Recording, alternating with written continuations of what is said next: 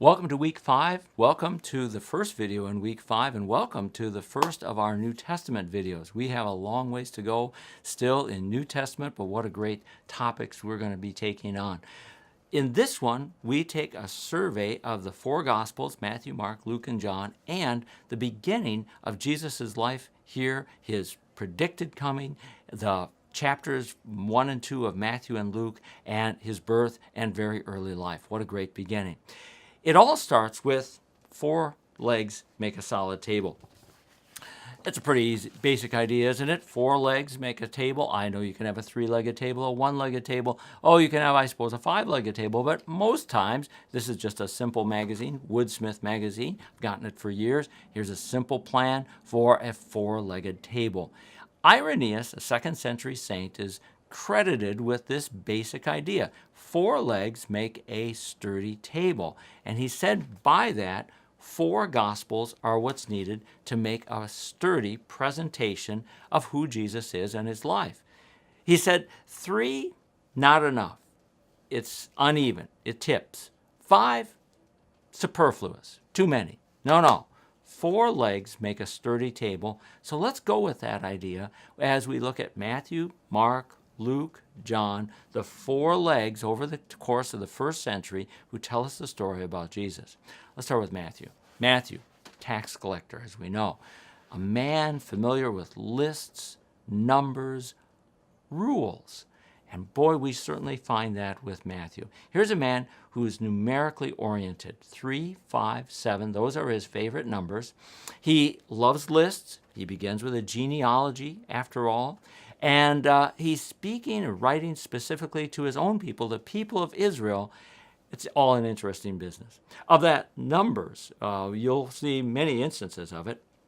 You'll see, for instance, 3, there's 3 blocks in his genealogy. There are 3 seed parables in chapter 13. 5, most people see 5 overall divisions in the book of Matthew. Jesus then becomes the new Moses, giving 5 sections to his teaching. 7, lots of 7s. There are 7 parables altogether in chapter 13. 7 times Jesus says, "Woe to you, scribes and Pharisees," in chapter 23. So enjoy Matthew. Here's a orderly, even-paced man, a man of numbers and lists. All right, that's 1 leg on our table. Wow, about as opposite as you could get has got to be Mark. Mark is the gospel of breathless excitement. I just like that sentence. I wrote that sentence years ago, and it always seems to gallop along and carry, well, the spirit of Mark. Mark is the gospel of breathless excitement because Mark is not about lists or numbers. Nobody's ever discovered any numerical code or listing in Mark, and I don't think they ever will because it's just not there. Mark is about miracles, conflict, and that's what drives his short gospel along. His favorite word? Immediately. He uses it 41 times. Oh my goodness. 41 times, by the way, this word, oithous in Greek, appears in Mark. It only appears 51 times in the whole New Testament. Think of that. Mark has 41 of the 51 uses there in his gospel. And so we have a gospel that's driven by immediately, the very next thing. It's gospel focused on miracles and action and conflict. The cross comes earlier in the Gospel of Mark than in any other book, and we know what's coming for Jesus, but he goes right to it. You know, 2 opposite ends of the table, it seems to me. Matthew with his neatness and his order, Mark with his excitement. I picture these as 2 men who, let's say, you need to move. You got to move, your house or your apartment. Which one do you want to have help you move? Well, Matthew, you know exactly what's in every box, and nothing would get broken. It might take forever, though. Mark, it would get done. It would get done, hey, before noon, we're done. There's no telling what's in any box necessarily, but by golly, we're going to get it done. Interesting differences, Matthew and Mark. Let's go to the next 2, opposite sides of the table, Luke and John. Luke, compassion.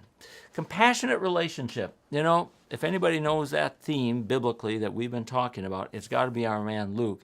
Patient relationship, Luke is the physician, and he holds up the relationships Jesus has with people of the most unlikely sort. There are more of the poor, the sick, the disadvantaged, women, and those who were not in the center of the society's power at the time. But they come out in Luke like in nowhere else. The other thing about Luke is relationships in pairs. Luke loves 2 by 2. When you read Luke, notice how often he holds up 2 by 2. Of course, we have 12 disciples sent out 2 by 2. We also have 72 disciples sent out 2 by 2. We have wonderful pairs of people like-minded. We have Mary and Elizabeth. We have Simeon and Anna. We sometimes have pairs of people who are opposite of each other. Mary and Martha, the sisters, well, they don't exactly get along. Mary and Zechariah, oh boy, you couldn't get much more difference between those two. So look for the pairs that come with Luke, the kind physician about compassionate relationship. Well, if Luke is about 2s, then John is about 3. John, conflict and contrast. What an interesting difference. Now, number one, John comes much later than the others. We're probably dating safely Matthew, Mark, and Luke in 55 to 65 AD. And that's some 25, 30 to 35 years after Jesus' death, resurrection, and ascension, and 30 AD. So very close. Most people will date John as much, much later, 85 AD, roughly. So some, let's say, 25 years after Matthew, Mark, and Luke. John, therefore, tells an entirely different story. Not a different story of a different Jesus, but he tells us things we haven't heard of. He gives us new miracles, new teachings. John, for instance, is the only one who gives us the 7 I ams. Jesus saying 7 times, I am bread of life, light of the world. I'm the gate for the sheep. I'm the good shepherd. I'm the resurrection. I am the way, the truth, and the life, and I am the vine. You are the branches. Only John gives you that. But John also loves 3s. Remember, Luke is about 2, John is about 3s. John gives us Jesus in the middle. That's 1. And the dividing of that either or sides. He came to his own, but his own received him not. But to as many as did receive him, he gave them the right to become the sons of God. Jesus wept. Some said, see how much he cared. Others said, why couldn't he have come earlier and healed him? Look for those triangles, those 3s. Jesus generally in the middle, and on either side, those who are either for or against him. John loves 3s. And there's our 4 table legs. Matthew in his order, Mark his excitement, Luke in his compassionate pairs, and John with his uniqueness and his trios. All of that put together, let's go to the birth of Jesus.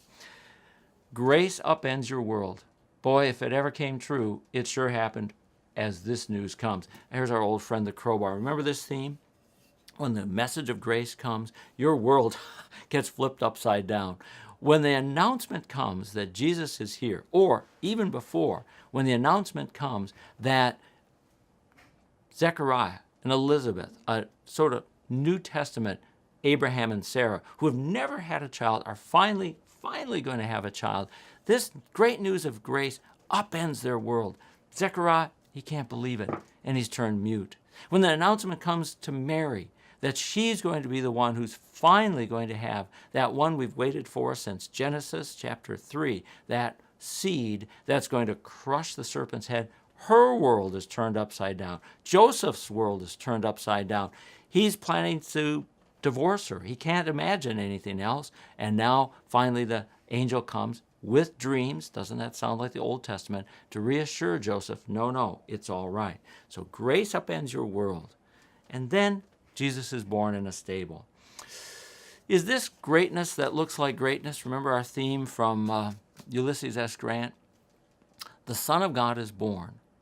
Which one is it? Is it greatness that looks like greatness or not?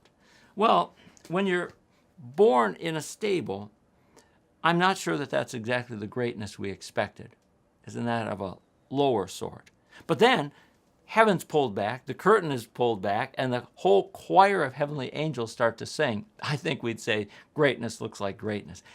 the birth of Jesus is a great balance between those themes. And we've seen that theme again and again. Of course, we'd expect to see it here as he comes. But we go from glory to danger. Once the family is there in Bethlehem and the angels have departed, the wise men come, and here's the news: you better run. Did you see that coming? Did you expect that the infant would actually be in danger? We might have imagined that he would come in some humble way, but in danger, literally, has to run for his life with the family? Well, they do, and strangely enough, they go to Egypt. Egypt has not been our place of refuge in the Old Testament, has it? I mean, we went to Egypt, that is, the 12 sons of Jacob, in the famine, but Egypt became the place we had to flee from. Egypt is famous as the Exodus, the let's get out. And strangely enough, though, when the Messiah comes, he has to flee to Egypt, to a Gentile land, to be safe from his own people. John's right. He came to his own received him not. The early life of Jesus finally comes down together in this small episode of his age 12 in the temple. And maybe the best summary is in Luke chapter 2.